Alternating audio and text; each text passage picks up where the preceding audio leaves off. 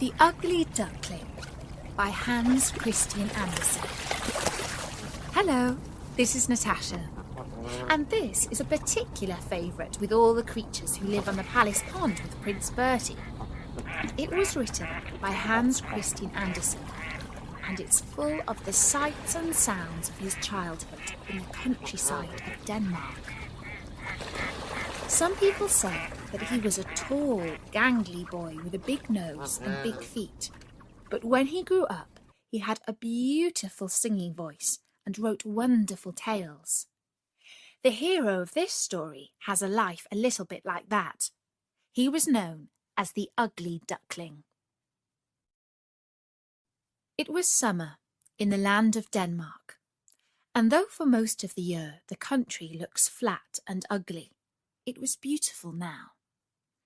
The wheat was yellow, the oats were green, the hay was dry and delicious to roll in, and from the old ruined house, which nobody lived in, down to the edge of the canal was a forest of prickly plants called burdocks, so tall that a whole family of children might have dwelt in them and never have been found out.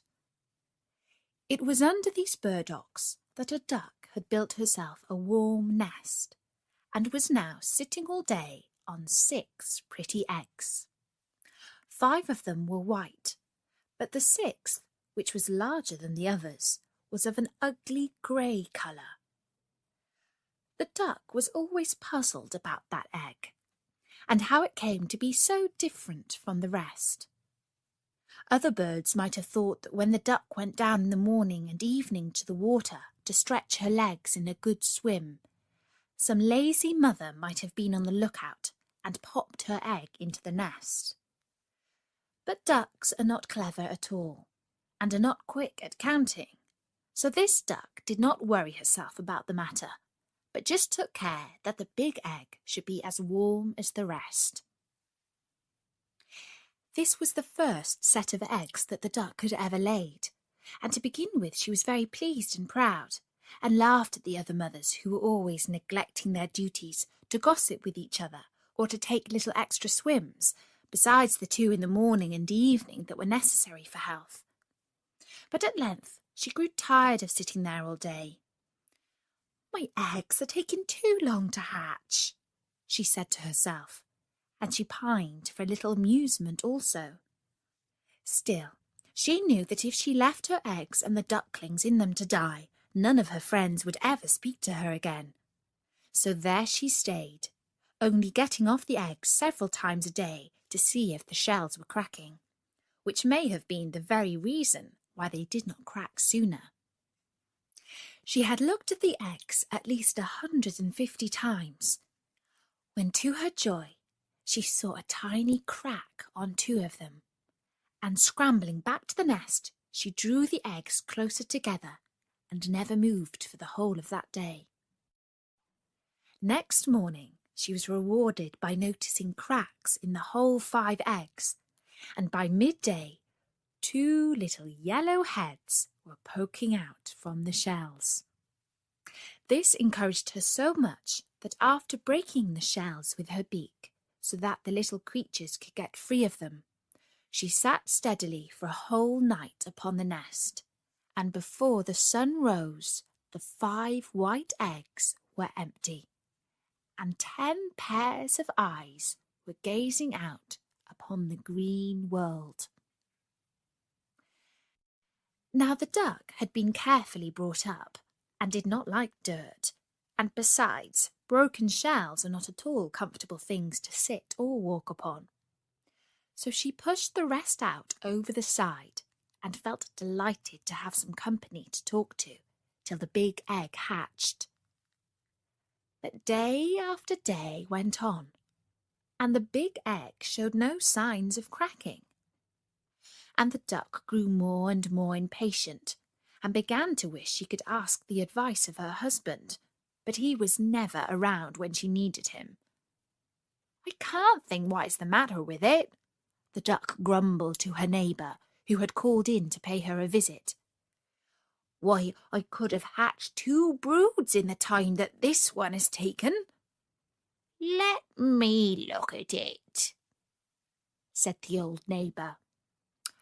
"Ah, I thought so. It is a turkey's egg. Once, when I was young, they tricked me to sitting on a brood of turkeys' eggs myself, and when they were hatched, the creatures were so stupid that nothing would make them learn to swim. I have no patience when I come to think of it.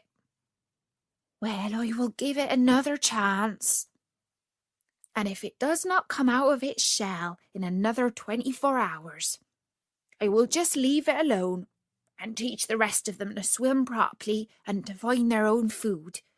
I really can't be expected to do two things at once." And with a fluff of her feathers, she pushed the egg into the middle of the nest.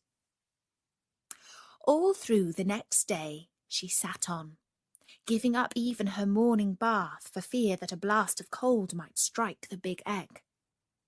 In the evening, when she ventured to peep, she thought she saw a tiny crack in the upper part of the shell. Filled with hope, she went back to her duties, though she could hardly sleep all night for excitement. When she woke with the first streaks of light, she felt something stirring under her. Yes, there it was at last. And as she moved, a big awkward bird tumbled head foremost onto the ground. There was no denying it was ugly. Even the mother was forced to admit that to herself, though she only said it was large and strong. "You won't need any teaching when you are once in the water," she told him, with a glance of surprise at the dull brown which covered his back and at his long naked neck. And indeed he did not, though he was not half so pretty to look at as the other little yellow balls that followed her. When they returned, they found the old neighbour on the bank, waiting for them to take them into the duck yard. "No, it is not a young turkey, certainly," whispered she in confidence to the mother. "For though it is lean and skinny, and has no colour to speak of, yet there is something rather distinguished about it, and it holds its head up well." "It is very kind of you to say so," answered the mother, who by this time had some secret doubts of its loveliness. "Of course, when you see it by itself it is all right, though it is different somehow from the others, but one cannot expect all one's children to be beautiful." By this time they had reached the centre of the yard, where a very old duck was sitting, who was treated with great respect by all the birds who lived on the water. "You must go up and bow low before her," whispered the mother to her children, nodding her head in the direction of the old lady, "and keep your legs well apart, as you see me do. No well-bred duckling turns in its toes. It is a sign of common parents." The little ducks tried hard to make their small, fat bodies copy the movements of their mother, and the old lady was quite pleased with them. But the rest of the ducks looked on, feeling annoyed, and one duck in particular said, "Oh dear me, here are ever so many more little ducks. The yard is full already, and did you ever see anything quite as ugly as that great tall creature? He is a disgrace to any brood. I shall go and chase him out." So saying this, she put up her feathers and, running to the big duckling, bit his neck.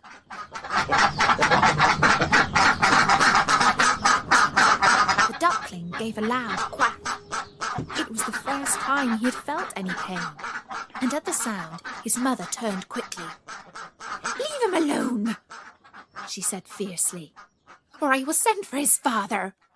He was not bothering you." No, but he is ugly and awkward. No one can put up with him, answered the stranger. And though the duckling did not understand the meaning of the words, he felt he was being blamed, and became more uncomfortable still when the old Spanish duck who ruled the yard butted in. It certainly is a great pity. He is so different from these beautiful darlings. If he could only be hatched over again.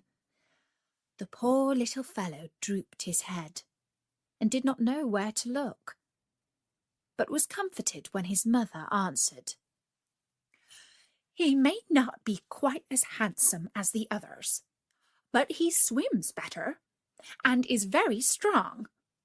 I am sure he will make his way in the world as well as anybody." "Well, you must feel quite at home here," said the old duck, waddling off. And so they did, all except the duckling, who was snapped at by everyone when they thought his mother was not looking. Even the turkey cockerel, who was so big, never passed him without mocking words. And his brothers and sisters, who would not have noticed any difference unless it had been put into their heads, soon became as rude and as unkind as the rest. At last he could bear it no longer, and one day he fancied he saw signs of his mother turning against him too. So that night, when the ducks and hens were still asleep, he stole away through an open door, and under cover of the burdock leaves scrambled on by the bank of the canal till he reached a wide grassy moor, full of soft marshy places where the reeds grew. Here he lay down, but he was too tired and too frightened to fall asleep, and with the earliest peep of the sun the reeds began to rustle, and he saw that he had blundered into a colony of wild ducks. But as he could not run away, again he stood up and bowed politely. "You are ugly," said the wild ducks, when they had looked him well over. "But, however, it is no business of ours, unless you wish to marry one of our daughters, and that we should not allow." And the duckling answered that he had no idea of marrying anybody, and wanted nothing but to be left alone after his long journey. So for 2 whole days he lay quietly among the reeds, eating such foods as he could find, and drinking the water of the moorland pool, till he felt himself quite strong again. He wished he might stay where he was forever. He was so comfortable and happy, away from everyone, with nobody to bite him or tell him how ugly he was. He was thinking these thoughts when 2 young geese caught sight of him as they were having their evening splash among the reeds, looking for their supper. "We are getting tired of this moor," they said, "and tomorrow we think of trying another, where the lakes are larger and the feeding better. Will you come with us?" "Is it nicer than this?" asked the duckling doubtfully. And the words were hardly out of his mouth when "Piff! Piff!"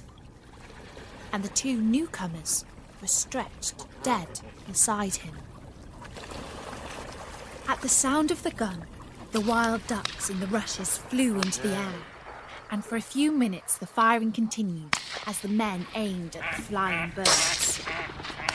Luckily for himself, the duckling could not fly, and he floundered along through the water till he could hide himself amidst some tall ferns which grew in a hollow. But before he got there, he met a huge creature on 4 legs, which he soon realised was a dog, who stood before him and gazed at him with a long red tongue hanging out of his mouth. The duckling grew cold with terror and tried to hide his head beneath his little wings. But the dog snuffed at him and passed on, and he was able to reach into his hiding place. "I am too ugly even for a dog to eat," said he to himself. "Well, that is a great mercy." And he curled himself up in the soft grass till the shots died away in the distance. When all had been quiet for a long time, and there were only the stars to see him, he crept out and looked about him. He would never go near a pool again, never, thought he. And seeing that the moor stretched far away in the opposite direction from which he had come, he marched bravely on till he got to a small cottage, which seemed too tumble down for the stones to hold together many hours longer. Even the door only hung upon one hinge, and as the only light in the room sprang from a tiny fire, the duckling edged himself cautiously in, and lay down under a chair close to the broken door, from which he could get out if necessary. But no one seemed to see him or smell him, so he spent the rest of the night in peace. Now in the cottage there lived an old woman, her cat, and her hen, and it was really they, and not she, who were masters of the house. The old woman, who passed all her days in spinning yarn, which she sold at the nearest town, loved both the cat and the hen as her own children, and never did anything they didn't want in any way. So it was them, and not her, that the duckling had to ask for a favour. It was only the next morning, when it grew light, that they noticed their visitor, who stood trembling before them, with his eye on the door ready to escape at any moment. They did not, however, appear very fierce, and the duckling became less afraid as they approached him. "Can you lay eggs?" asked the hen, and the duckling answered meekly, "No, I don't know how." Upon which the hen turned her back, and the cat came forward. "Can you ruffle your fur when you are angry, or purr when you are pleased?" said she. And again the duckling had to admit that he could do nothing but swim, which did not seem of much use to anybody. So the cat and the hen went straight off to the old woman, who was still in bed. "Such a useless creature has taken refuge here," the cat said. "It calls itself a duckling, but it can neither lay eggs nor purr. What had we better to do with it?" said the hen. "Keep it, to be sure," replied the old woman briskly. "It's all nonsense about it not laying eggs. Anyway, we will let it stay here for a bit and see what happens." So the duckling remained for 3 weeks and shared the food of the cat and the hen, but nothing in the way of eggs happened at all. Then the sun came out, and the air grew soft, and the duckling grew tired of being in a hut, and wanted with all his might to have a swim. And one morning he got so restless that even his friends noticed it. "What is the matter?" asked the hen, and the duckling told her. "I am so longing for the water again. You can't think how delicious it is to put your head under the water and dive straight to the bottom." "I don't think I should enjoy it," replied the hen doubtfully, "and I don't think the cat would like it either." And the cat, when asked, agreed that there was nothing she would hate so much. "I can't stay here any longer. I must get to the water," repeated the duck. And the cat and the hen, who felt hurt and offended, answered shortly, "Very well, then go." The duckling would have liked to say goodbye and thank them for their kindness, as he was polite by nature, but they had both turned their backs on him. So he went out of the rickety door, feeling rather sad. But in spite of himself, he could not help a thrill of joy when he was out in the air and water once more, and cared little for the rude glances of the creatures he met. For a while he was quite happy and content.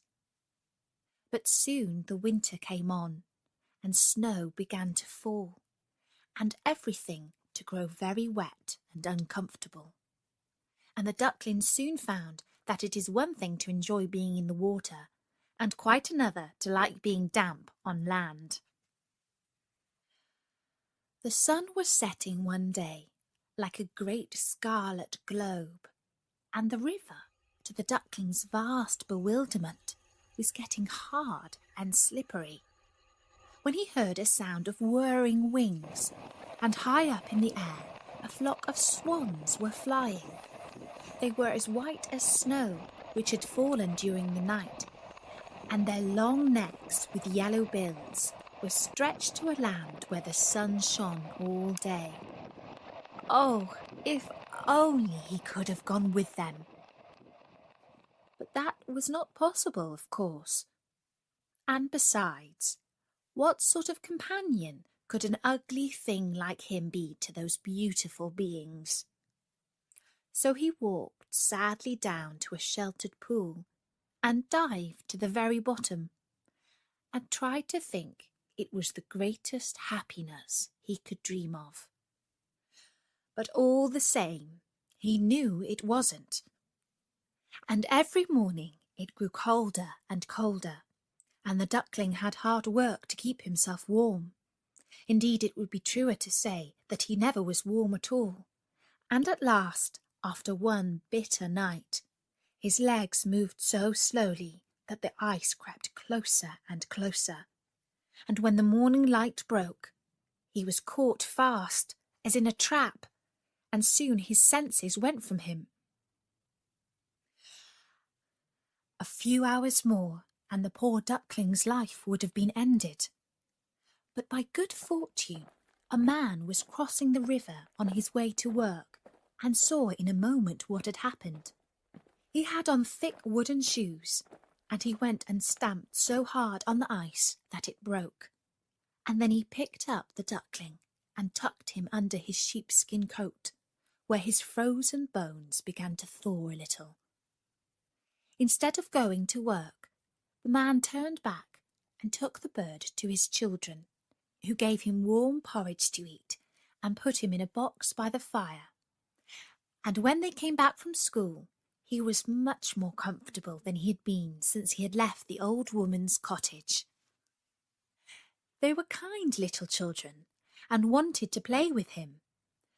But alas, the poor fellow had never played in his life, and thought they wanted to tease him. He flew straight into the milk pan, and then into the butter dish, and from that into the meal barrow, and at last, terrified at the noise and confusion, right out of the door, and hid himself in the snow amongst the bushes at the back of the house. He never could tell afterwards exactly how he had spent the rest of the winter. He only knew that he was very miserable, and that he never had enough to eat. But by and by things grew better. The earth grew softer, the sun hotter, the birds sang, and the flowers once more appeared in the grass. When he stood up, he felt different somehow from what he had done before he fell asleep among the reeds, to which he had wandered after he had escaped from the peasant's hut. His body seemed larger, and his wings stronger. Something pink looked at him from the side of a hill. He thought he would fly towards it and see what it was.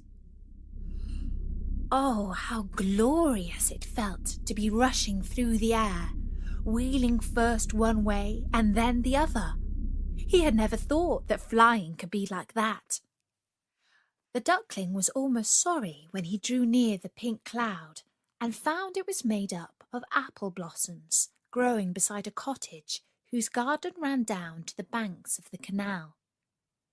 He fluttered slowly to the ground and paused for a few minutes under a thicket of syring grass. And while he was gazing about him, there walked slowly past a flock of the same beautiful birds he had seen so many months ago. Fascinated, he watched them one by one step into the canal and float quietly upon the waters as if they were part of them. "I will follow them," said the duckling to himself. "Ugly though I am, I would rather be killed by them than suffer all I have suffered from cold and hunger, and from the ducks and fowls who should have treated me with kindness." And flying quickly down to the water, he swam after them as fast as he could. It did not take him long to reach them, for they had stopped to rest in a green pool, shaded by a tree whose branches swept the water. And directly they saw him coming, some of the younger ones swam out to meet him with cries of welcome, which again the duckling hardly understood. He approached them glad, yet trembling, and turning to one of the older birds, who by this time had left the shade of the tree, said, "If I am to die, I would rather you should kill me. I don't know why I was ever hatched, for I am too ugly to live." And as he spoke, he bowed his head and looked down into the water. Reflected in the still pool, he saw many white shapes with long necks and golden bills. And without thinking, he looked for the dull grey body and the awkward skinny neck. But no such thing was there. Instead, he beheld beneath him a beautiful white swan. "The new one is the best of all," said the children when they came down to feed the swans with biscuit and cake before going to bed. "His feathers are whiter and his beak more golden than the rest." And when he heard that, the duckling thought that it was worth while having undergone all the persecution and loneliness that he had passed through, as otherwise he would never have known what it was to be really happy. And that was the story of The Ugly Duckling by Hans Christian Andersen.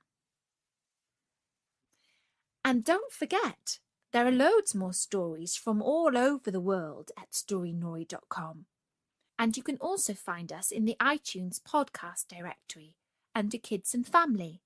Just look out for the icon of Prince Bertie the Frog.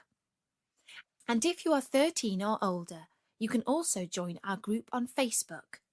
If you aren't quite that old, then you can always ask a grown-up, like Mum or Dad, to join up for you.